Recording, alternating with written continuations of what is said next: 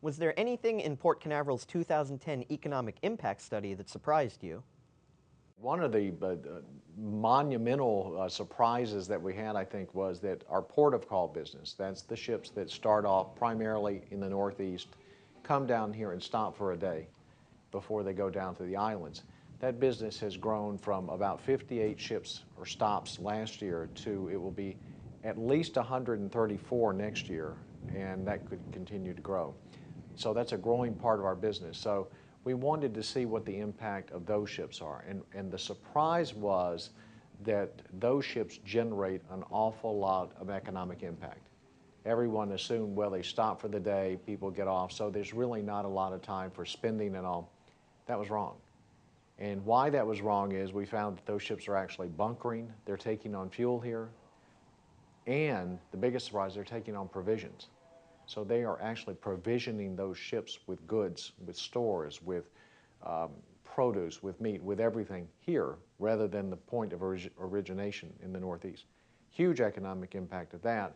Number one, surprise. Number two, that crew members, the notion is they get off, they go to Walmart, they get toiletries, they go to Merritt Square Mall, they buy some things, shirts, clothes, or whatever, and go back. And we'd always assumed the spending was roughly $50, $60 per crew member.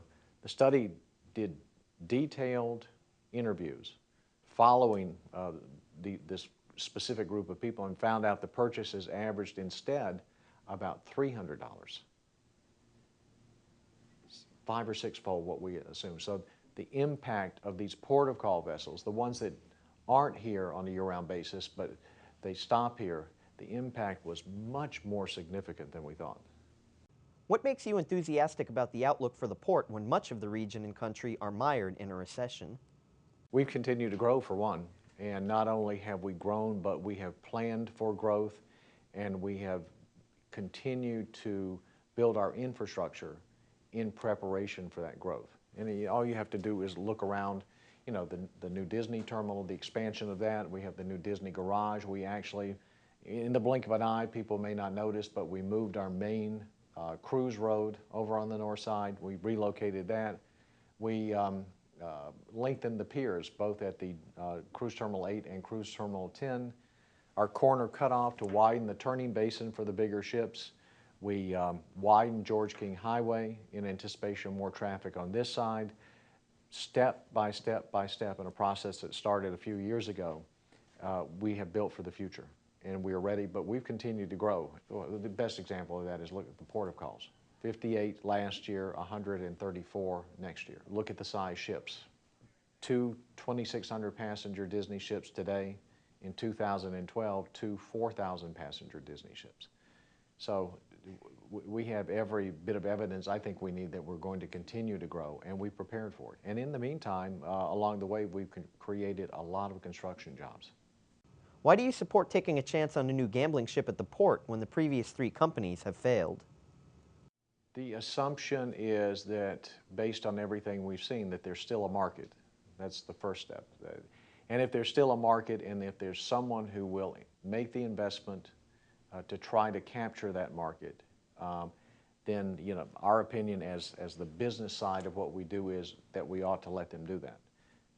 The assumption, too, is that really the market is only big enough for one ship. Given the high cost of acquiring the ships, operating the ships, there's really only market enough for one ship. 2 would be a disaster. We've seen that disaster over the past few years. We've seen it repeat itself now, you know, with first Sterling, and then Las Vegas, and then Sun Cruise. Along with that, we've had a host of people come and go with proposals. This is a substantial proposal. There is money behind it, and you know, someone, I guess, talked about it being a roll of the dice. Well, it's not really a roll of the dice. We have a facility down there that is unused. It's perfect for this type of an operation. We have a user that has money. They have a good business plan. They're ready to go, and we can put, you know, 300-400 people to work. So that's what has gone in behind the scenes as trying to make this work. It happened fairly rapidly. We get people in here all the time talking about bringing in different ships. This is the first one that we considered had a good business plan and was serious enough to do it with a substantial ship. There is a requirement that the ship be a certain size because we know below that size there have been problems with the ships operating year-round out of Port Canaveral. Tell us about a planned museum and tower structure that will be located in the port. One of the things that we found in the Cove as to why the Cove has never been developed is that there, aside from a lot of other things, is that there's not a critical mass of visitors in the Cove that will spur commercial development, which has gotten so much more tougher given the recession. Yes, we have cruise passengers. Yes, we have port of call passengers that get off for a day, but we needed something more to drive people literally into the port. And what we came up with is the port had always had on its books the notion of building a visitor center / port museum. We have always talked in our master use plan of making the Cove a nice place with green spaces and parks and things like that. We got together with another group in the county and decided that maybe the way to really spur that development was to take what the port had already been planning, expand the backside of the visitor center to a real museum experience, meaning a 150-seat theater, a 4D theater, and then on top of it build an iconic structure to be associated with Port Canaveral as an observation tower so that you could go up 200, 250 feet. The tower would actually rise several hundred feet above that so it could be seen from miles and miles. So people could see what the area looked like with a twist. And the twist is what they call augmented reality. So you go up in the tower and you can look and see what the area looks like today. And then you press a button and you can actually look out the same window and see a Saturn V launch from 1969. And you can look out another window and push a button and see the last naval battle of the Revolution. Another button and see Ponce de Leon's first steps in Brevard County. Augmented reality. And we've had an economic study done. It says it is feasible. And so we're going to continue to move forward with that until we find obstacles that tell us we shouldn't. It will come in front of the commission in September for a no-go vote. Very exciting. World-class consultants working on it, and I'm cautiously optimistic we would still have to raise the money. One of the issues is that, and I've heard it before, well, it will drain, the revenues of the port. The notion is the tower would be privately funded through a sponsor. The back of the museum piece, the theater, and some of the high-tech exhibits, they would be sponsored by private donors. So basically what the port is going to be obligated to in this is something that we already had planned. That's one of those misunderstandings that got out in the community as well. But I think that's a key point. I'm excited about it. No matter what happens, I think it's time to really start fixing the Cove up and move forward. And hopefully when we do that, then the Banana River site will develop as well. What would the time frame be if the museum and tower are approved for construction? We've tried to do it to make sure that, and this is another misunderstanding, that at least something is up in 2013. It may not be the entire thing if we move forward, or it may be to coincide with the 500th anniversary of Ponce de Leon's first steps in Brevard and in the New World. It won't coincide with that actual date, which they think is somewhere around, I think, the first part of April. Just so happens that we have the 2013 convention of the American Association of Port Authorities, which represents ports all the way from the top of Canada to the bottom of South America. It's very important, it's very prestigious, and we'd really like to have some things coincide with that. And so that's sort of our target, and that's September of 2013.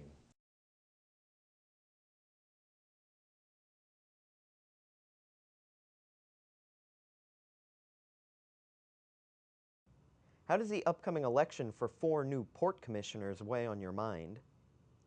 Well, I'm human, and it weighs on my mind. I've read some of the promotional materials, the campaign materials from the commissioners. I have my own opinion about where the port needs to go, the path that it's on. When the port stopped collecting taxes in 1986, it became a business. It's no longer a political animal. And I would say to people that think that it can't be, because that is the surest bet I know to the port having to collect taxes again. It is not a political entity as some would make it out to be. The money has to come from somewhere. The money has to come from the revenues operating as a business. And the day that it stops operating as a business, then we have some problems. 18 people are running for 4 seats. Why do you think there are so many? Well, if you look at it in these terms, that generally speaking, people are shy from running against incumbents. Because of the name recognition of incumbents, the ability to raise campaign funds, and so a lot of the races here have been unopposed, quite frankly, when incumbents were involved. If you look at the races here, you don't have that situation. You have one incumbent, but then you have, I guess, the 3 other seats where the incumbents, Mr. Deardoff was appointed by the governor, so he's an incumbent but has not been in the seat for very long. And you have a position in one of the seats in Titusville. The incumbent is not running, and Mr. Goodson is running for higher office. So that's the reason in my mind that you have a lot of people running. The advantage, you don't have that advantage of incumbency in many of those races. What if you do not see eye to eye with the new commissioners? I've thought about that. I know where I think the port is going. I have an open mind if others have that a different view. To the extent that view includes making the port a more political body, the way it has been in the past, as opposed to moving forward as a business, then I would have to strongly consider whether my energies would be best devoted to something else. Could you see the port having a land-based casino sometime in the next decade? The current pact with the Seminoles, I think, is 5 years. So in 5 years' time, I think that there'll be another evolution of gambling in the state. If I had to pick perhaps a path for the state to go down, I think one of the things is maybe choose 5 or 6 sites for casinos. That was proposed in the last legislative session here, late in the session, when someone came in and said, I'd like to build 5 or 6 here, a private businessman. There's some allure to that, and my thrust would be, if you're going to do that, why not do one here? We have the perfect site. We've already looked at how a Hard Rock type venue would sit on our Banana River site. It works. It would create hundreds and hundreds of jobs. It would create hundreds more within the cove itself. So if the legislature really wants to do something, in my mind, to help this area, one thing it could do is make an exception or have a test case and put a casino on our Banana River site. High-speed rail will soon link Tampa and Orlando. Do you see a connection to the port in the future? Well, the second leg of that is supposed to run from Orlando to Miami. And I have been involved in it. There are 2 routes they're looking at. One goes down the Florida Turnpike and basically touches nothing, no population centers for a while. And the second one can come over here and then down. And my feeling is, if you're going to build a second leg, why not help this area economically? I mean, we had consultants in that asked me what I thought, and I said, one thing I'd like to do is be able to go down for a day of business in Miami via high-speed rail rather than have to drive. And I think there are a lot of people like that. The other piece to that is I think I can tap into the population centers in South Florida to move them up here, whether for a cruise or whether for a day at the parks. So it's not just southward, it's northward as well. It certainly has the potential. It would have to be worked through. The other thing that's interesting, of course, is Amtrak and their north-south train that they're talking about as well, and I think that's pretty exciting too.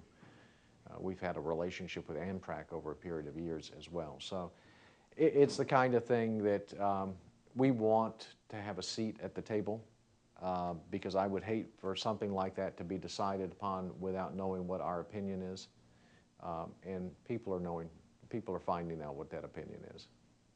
Looking back at your time as CEO, what would you say is your biggest accomplishment? You know, one of the things I'm most proud of is in 2004, I had been CEO for all of about 6 weeks when Hurricane Charlie ripped through. And then we had 2 more. And it was unprecedented for this port. It involved the shoaling into the channel, the port closing. It involved a lot of things that the port had never been exposed to. And I was thrown into the fire, and with a group of really good people that stretched everywhere from our pilots to the tugboat operators, the Coast Guard. We met in my conference room. It was like home for all of us for a period of well over 2 weeks. And we survived.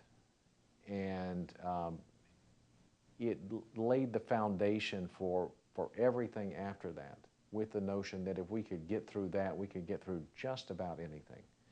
And I look back, it was not a great time for my family. I promised them when I came down, hurricanes didn't hit this area. That's why the Space Center was here. And sure enough, you know, they bore the brunt of it. They moved down and ended up being out of our small rental house for, I guess, the better part of about 3 weeks because of lack of electricity.